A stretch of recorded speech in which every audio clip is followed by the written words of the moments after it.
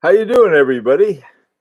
Hey, Rancher and Hobby and Donald and Joseph and John and Owen. Hi, Owen. Well, uh, hi, Big Sal. Good to see you. Uh, what I wanted to sort of look at this afternoon, this morning, we had talked about the necessity for really thinking differently. Hi, Rick. How are you doing? Bruce, Chrono Unique. Good to see you. Um, so anyway, so I thought, well, what we'll do today or this afternoon. Hi, Donald. Oh, good. Thank you. Thank you very much. I need to know that. I had earlier today we were trying to talk on the phone, and I mean on the what they call it, the whatever the FaceTime, and on the phone, and it wouldn't work because my microphone, when I unplugged it and then plugged in the headset, something didn't go right. So I'm glad to hear everything's working. Um, so anyway, hi Tim Truman. Hi Truman. Alex Watchholic. Hey, C Big. Oh boy. Okay. Sound check, video check, headgear. Yeah, we got the headgear going. Uh, Here's what I want to talk about today. I was thinking of, okay, so we're in a time. Hey, Forbin. So we're in a time that is where it's a seller's market, and so looking for innovative kind of things. And so I thought, well, um, we can think about some alternatives that are, sort of on another track. Earlier this year, I guess, God, it was last year probably now. I can't believe how quickly the year's gone. During the height of the pandemic, I'll put it that way, we were talking about getting together with um, who were Aganor, and have them do this and then do that. Yeah, and it just was too much. I mean, in the middle of a pandemic, it wouldn't work. And I got some other ideas that when I talked to Nicholas Vitarek, I said, why don't we wait until next October, and then maybe we can do something then. And he thought it was a good idea too. Hi, Beauty of Scent. Okay, so hi, Christian. Okay, so here we go. Now, this idea was in terms of there aren't very many watches, or there aren't the usual amount. The prices are high. The prices have always been high, let's face it, but they're higher right now. And I think that some people are worried, oh, they're so high that if I buy now, I won't be able to get my money back later on. That's a possibility, but that's not the main thing. The thing is how do we get something affordable? Well, here's one idea. Okay, um, these two watches. All right. These are by a company in Munich, Germany, called Leinfelder. And the thing about these two particular watches is they have a really great movement. They use the it's UWD, I think, or UDW, one of the two. Anyway, this has the movement, the UDW UWD 33.1. In other words, this is a movement that Marco Lang made before he left Lang and Heim. Okay, and these two watches have that movement, and I'm thinking, well, maybe somebody who got one of these may be thinking, gee, I'd like to unload this thing cheap, and this might be an opportunity to grab one of those watches, give it a new dial and hands, and Bob's your uncle. You got a really good watch. Anyway, it's that kind of thinking. Somebody may love these. I'm sure somebody does. I don't know who, but excellent watches, except for the dial design. I don't know anyone who says, "Oh boy, I want to spend $8,000 or $9,000 on a watch like that." But who knows? Their mother. And so anyway, some of these ideas, some of the things I'd like to kick around is that here's another thing that might think of doing is getting the uh yeah, Rick's right though. um the the idea of getting your hands on a watch that includes the case and a lot of other things, and putting in a good movement into it, or doing something different than simply going out, oh, go down and get the watch. And that was one idea that I came up with. um Now, anyway, okay, so this is the kind of thinking. Mr. Gumby, how you doing? Old money watches, how are you? Oil money, I'm sorry. Uh so this is like a place to look. In other words, the idea is, let's see how creative we can be about this whole thing, and see what we might be able to come up with. Hey, Truman. See, you mean Deutsches UDUW? That's it. DUW. Sorry. I thought it was, yeah, from no, no, no, no, no, no, no. I don't, Truman. That's not the right one. I kind of worry. It's it's not the one from Nomos. It's the one from Langenheim, and it's called D. Oh wait, no, UWD. I think UWD. That's the one I'm thinking of. Okay, Jurassic goats. What, Donald? I'm not crazy. I they've already been created. Hi, Andrew. Uh, okay. So let's see. Maybe now is the time to hold and sell, not buy. Okay, now this is another thing. It's really hard for a lot of us, uh, except for myself, of course. I have total control. the It's really, I think Rick's point is a good one. Now maybe the time is to hold on to it and sell and not buy.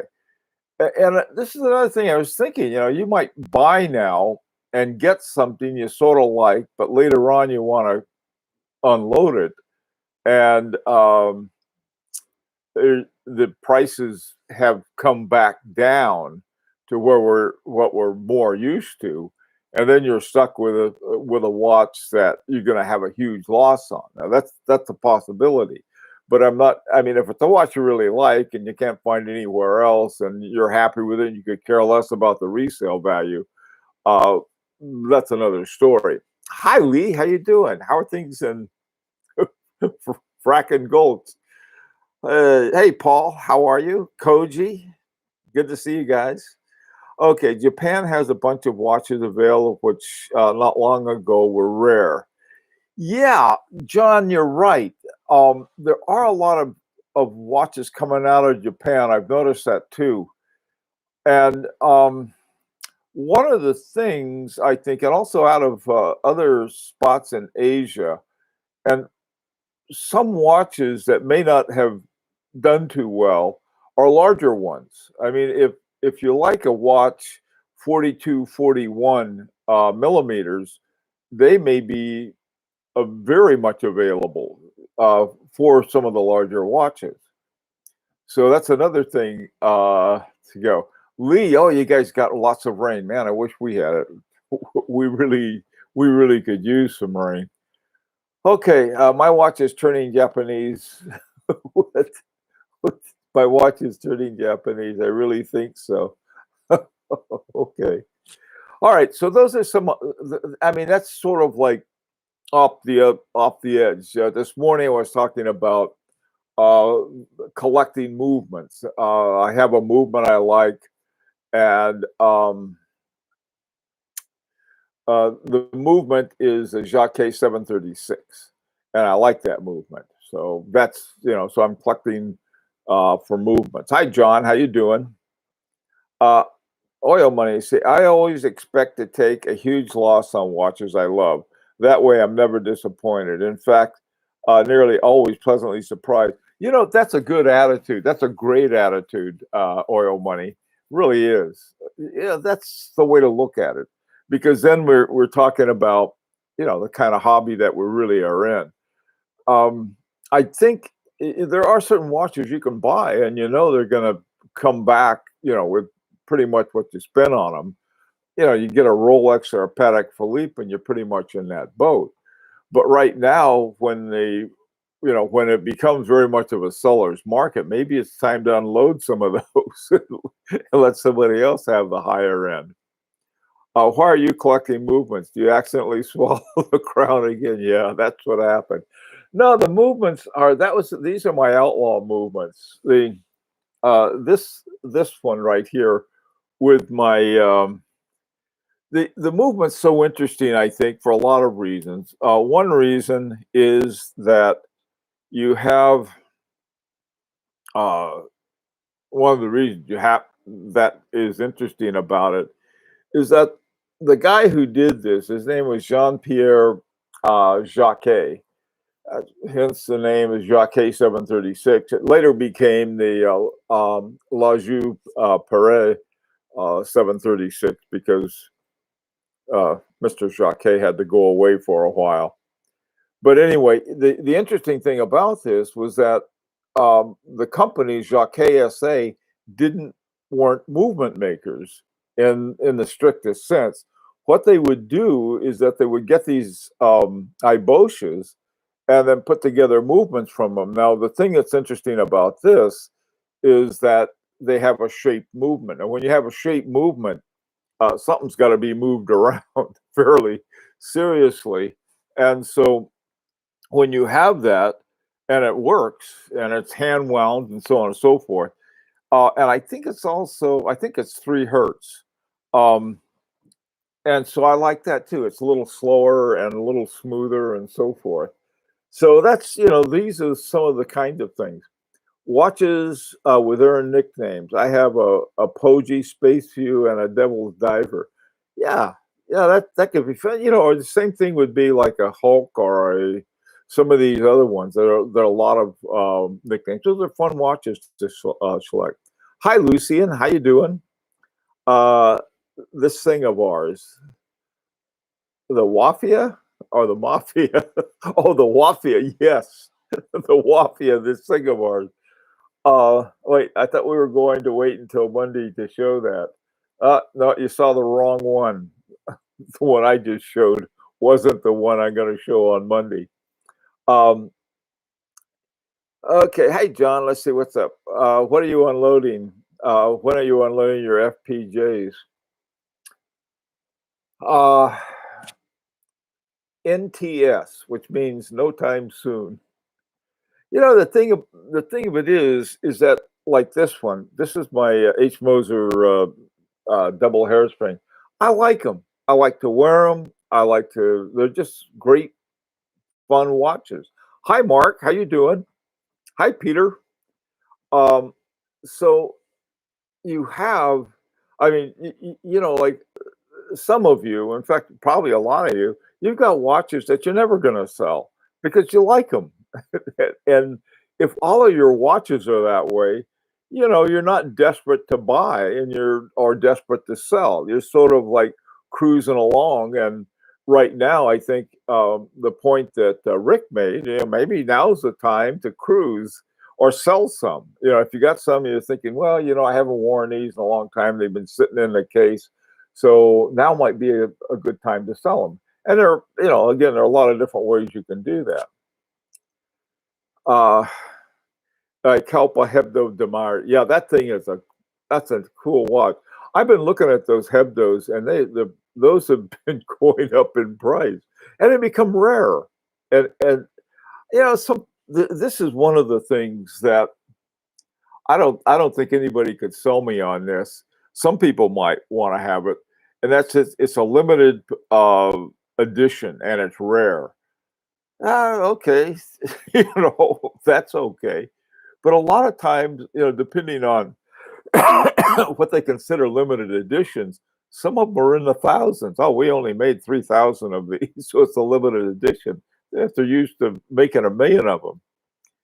Hey, Raj, what's up? See, on the subject of movements, have you seen the Seagull Tourbillon that can be purchased for $500 new? I don't know if I saw that in a movement, but I've seen it in watches, and some of the watches that use Seagull movements. But yeah, this is another thing about tourbillons. To me, is if you like a tourbillon, you want to have a tourbillon, and you feel it's an important part of your collection, fine. I don't. I find that they really don't work the way that they were supposed to. And I know that probably there's one by some of our top watchmakers that have figured out so that you can turn around, but I don't have $100,000 to spend on those watches. So, that's pretty much it. Hey, Clam Walker, me and Lucian hit our first AD today. Sensory overload. Okay. I haven't slugged an AD in a long time. I'm glad you guys got out. Yeah, that's a lot of fun getting out and going to the watch show.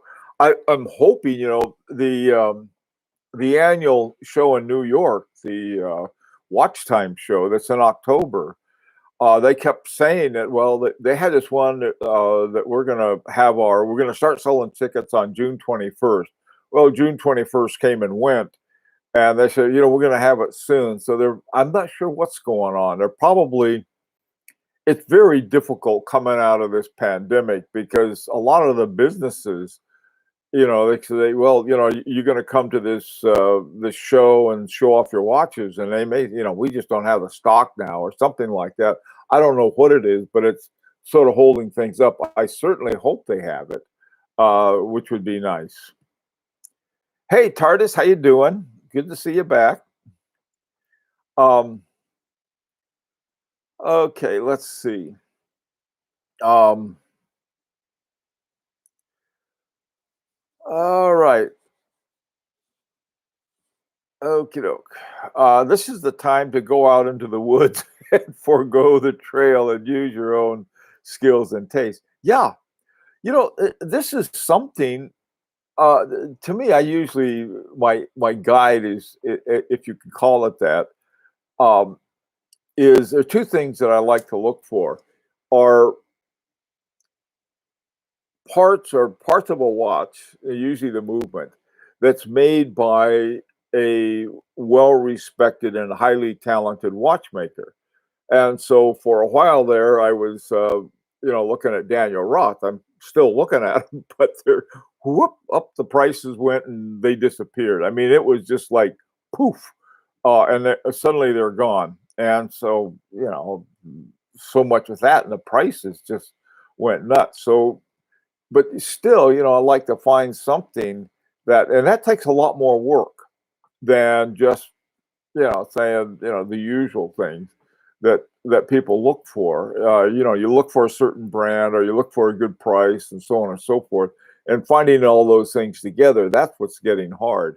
And so, like, I think Rancher's point is that you got to go off into the woods and start looking for things that are unusual. One of the things that did come up is some of the Bulgaris with that had the influence of either Gerald Genta or Daniel Roth.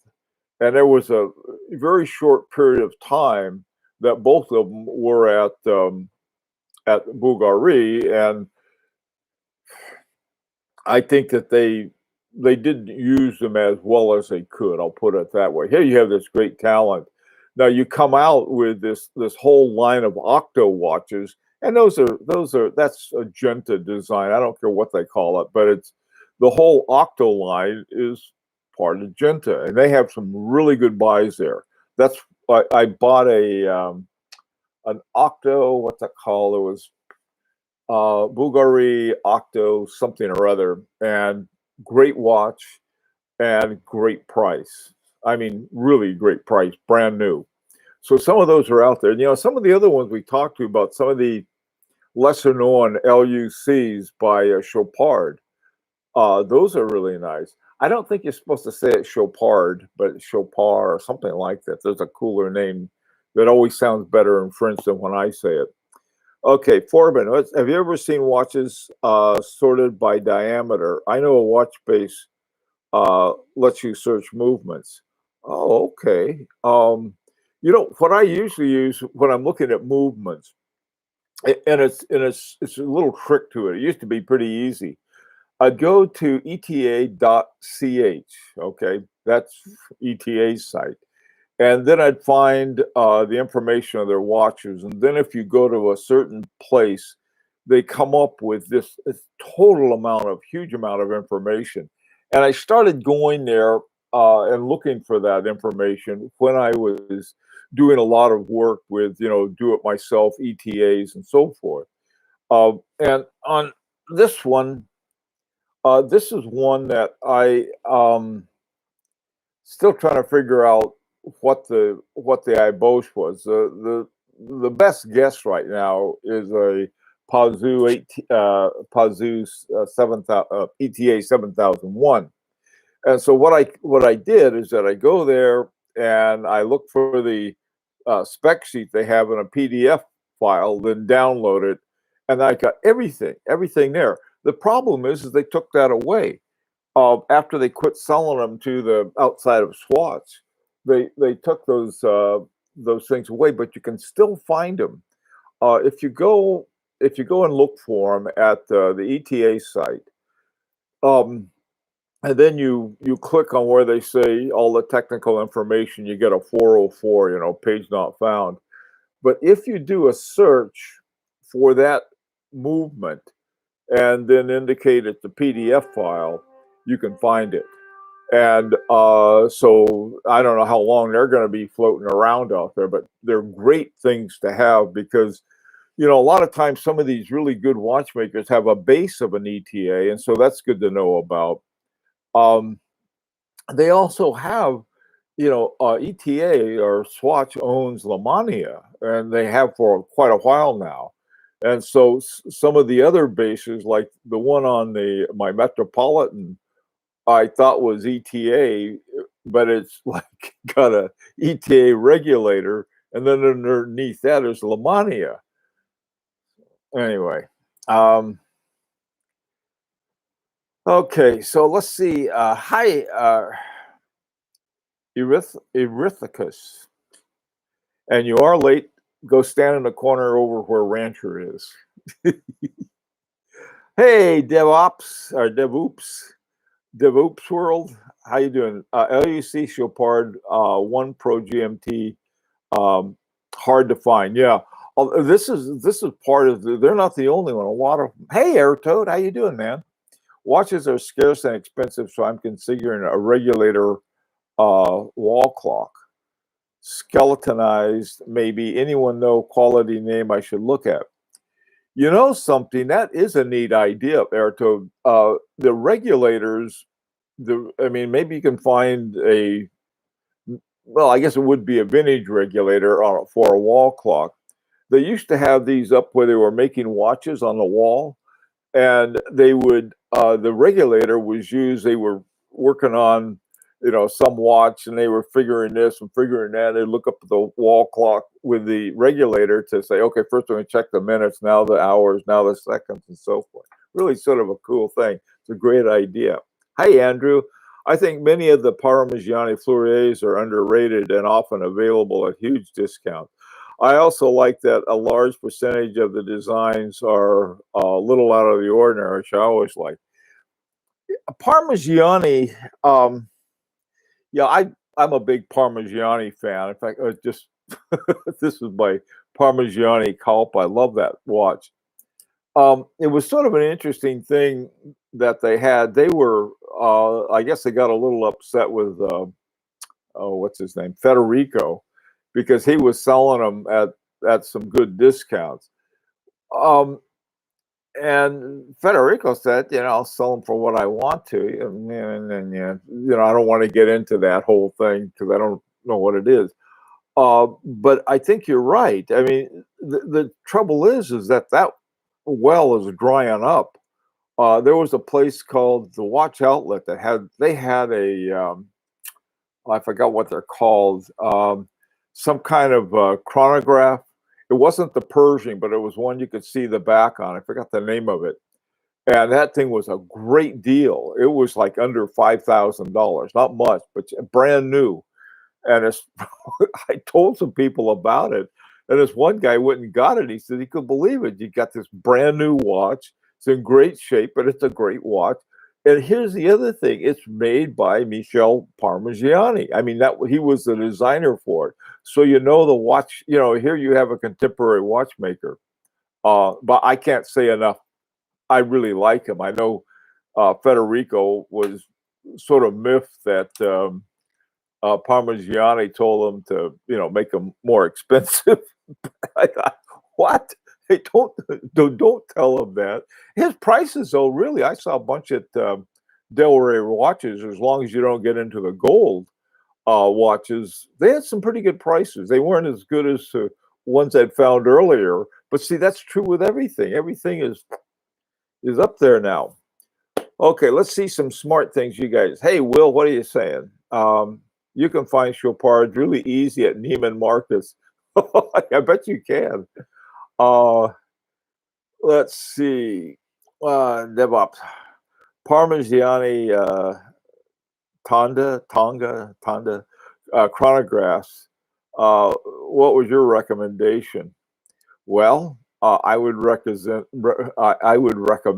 the ones by Parmigiani. I think, yeah, there's nothing wrong with Omega, except I don't like the silicon balances that they've been using. You can't. The balances are the hairsprings. You can't adjust them at all. You're there for I guess if you send them in for service to Omega, they'll pop the old one out and put a new one in for you because they're made out of silicon. I think to me, that's not a good direction. But since Patek Philippe has some, then it's supposed to be okay. I don't know. To me, it's sort of tacky. I avoid them, but that's me. Other people can, they can have a good time with them. They had, I think the Powermatic 80, which is a 3 hertz movement that I really like. It's in a lot of inexpensive watches, accurate as all get out. And one of the reasons is that it does have the silicon. I think it's the balance wheel and the hairspring or some combination like that. Sitting here looking at my regulator wall clock. Oh, you have one, Velvia man. It is just back from service. Boy, did I miss it. Oh, okay.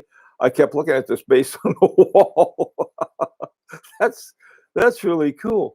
Velvia man, what is the brand of your regulator wall clock? That sounds really interesting.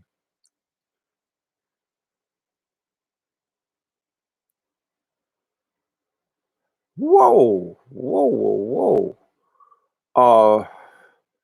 Hey, Rancher, right now there's a white gold Parmigiani Tonda with a mother of pearl dial for 6K. Okay. That's another thing. I think it's probably a woman's watch, and correct me if I'm wrong, Rancher, on that. But that's a heck of a good buy. It's a fantastic buy. So that in white gold. Usually, white gold jacks everything up. But in the used market, depending on what you paid for it, sometimes you get a Parmigiani at a real big discount, and you go and sell it, and you get as much back as you paid for it in the first place because it was such a big discount. Hi, AFG. Federico thinks too high of himself. Parmigiani called him as a courtesy, but with the kind of cash its owners have, I really doubt eventually they'll need they need for anything. Well, you know, let's see. Okay, Marco, MOP dials are terrible on men's watches. Just my opinion. Bit too feminine for my taste. There is an MOP that I know that is a very colorful MOP on a FP Journe that I really, really like. It's because it's FP Journe Optima. But by and large, it's sort of it's more like women like them more, I think, because they're more like that. Um, for one of our anniversaries, I got my wife a Beauvais with a MOP with a mother of pearl, but they had the Guilloche and the mother of pearl. That's just gorgeous. That's really, I mean, what the Guilloche will do that the light does to the mother of pearl is really fantastic, and that's turned out to be a really nice use of it. That's the other thing too. For gifts for women, there are lots and lots of good deals because women are crazy about other things than guys are. We're both crazy. We're just crazy in different ways. Hey, Will, what's up? What's a good annual calendar German watch? Looking for something around 15 to 20K. An annual calendar for a German watch. Man, I don't know. That's a good question. You know, I would say, a Longa and Lang and Hein and Maurice Grossman, those three, but they tend to be pretty expensive. The one to me, and again, it's not German, so wait a minute, Marco. I would get Urban Jurgensen any day of the week, to be honest, but I want the VC Historique 1942. There's there's an annual calendar by Vacheron Constantin, and it's either Historique. Yeah, I think it is that Historique 1942. Those are cool ones, and they're generally pretty good prices. Um, Hi, Daniel. How you did? What did you miss? I don't know. Urban Jurgensen. By the way, too, I think there's one or two left. That's one thing that Federico had at Delray Watches. He had these great Urban Jurgensens, and he had 10 of them. I think he's got two left. The last time I looked, one is like the one I got, the Grenache or something like that. It's a great watch, and the other one is another one I like, and it has the teardrop lugs on it. Really cool. With I associate teardrop lugs with oh god, what's his name? Derek Pratt, with Derek Pratt's work. I got Derek Pratt, the book about him down here, so that's what I was looking at. Okay. Dornbrith and Sonum. That's a good one. That's a good German one.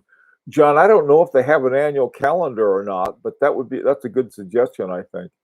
Marco, yep, but not yeah, it's a triple calendar. Oh, Marco, you're right about the Vacheron Constantin too. Frying pan time. Uh-oh, time for me to go. All right, guys. Listen, thank you all for coming. Let me see some last minute ones we got here. I'm curious about the spring drive. What is your take on Grand Seiko spring drive? Micro Artist Studio does amazing job. A spring drive is fine if you want a quartz regulator, and I don't. That's all I can. I'm not saying it's bad and it's super accurate, but that's sort of my take on it. Hi, Angelo. The Angel from Laurent Ferrier is for me. It's for a lot of us, but we can't afford it. Let's see. Okay, guys. Got to run. Hi, Bert. Let's see. Glashütte original, some perpetual calendars. That's a good suggestion, I think. See agree about Omega. Have Omega Seamaster 1972. Yeah, you get a 1972 Omega, you got some cool stuff. Thank you guys for coming. Thanks for all of I love your comments today. And Owl 29 and the rest of you guys have a safe weekend. You guys out west, especially in Oregon, try to stay cool. I know it's not called a heat wave, it's called a heat dome, and those things are dangerous. So everybody take care. And any place else, and watch out, get your shot if you don't have one too.